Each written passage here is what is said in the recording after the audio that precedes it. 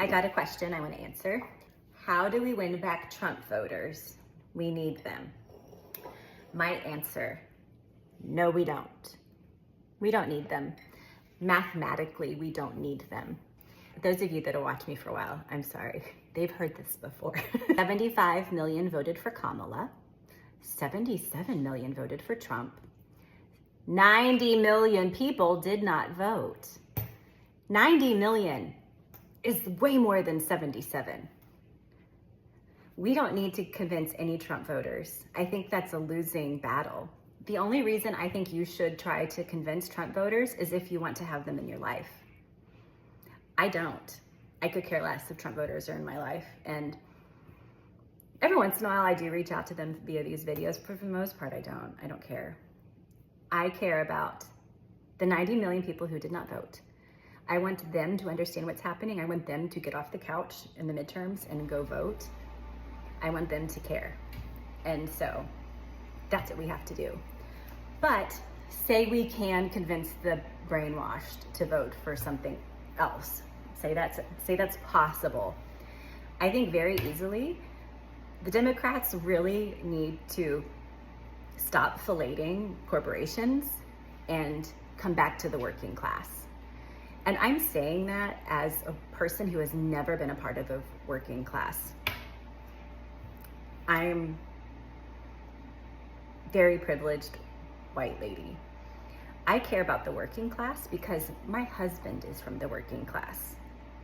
And I met him, I was in my second year of graduate school and he was in his 5th year of undergrad. And it took him a long time because he had to work the whole time. In the summer, he didn't get to take internships that daddy got him. He had to work. And we've grown up together.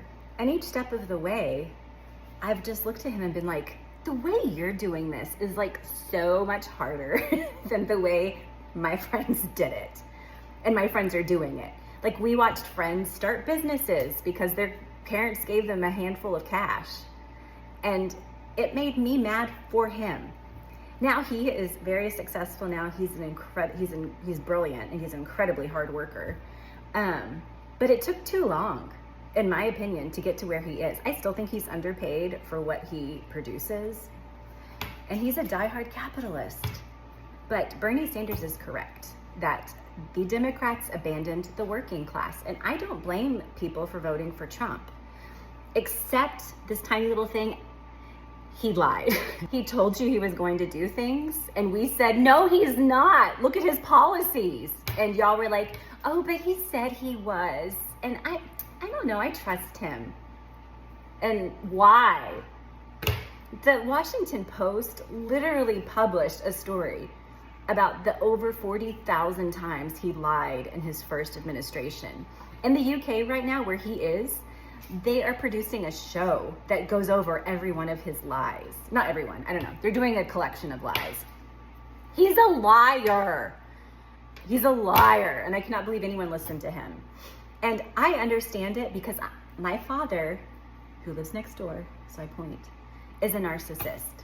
And I know that he loves me as much as he can, but that man, when I was a kid, I used to say, I wish I had a tape recorder so I could tell you what you said. Okay? I as a kid, I got it. Narcissists, they just say shit. They say what you want to hear. And then it goes out of their head and they forget and they don't care. And you can tell them that they said it and they're like, okay. They lie. They lie. It's a mental illness. It is a mental illness. I do not think Trump is necessarily evil or whatever. He's mentally ill. So, all that to say, people just want healthcare, good education, affordable housing, safety. That's it. That's it. So whatever party can make that happen is going to win. The Democrats need to understand that it's not them. Their power is in taking care of people, and they have stopped doing that effectively. Not all of them at the national level.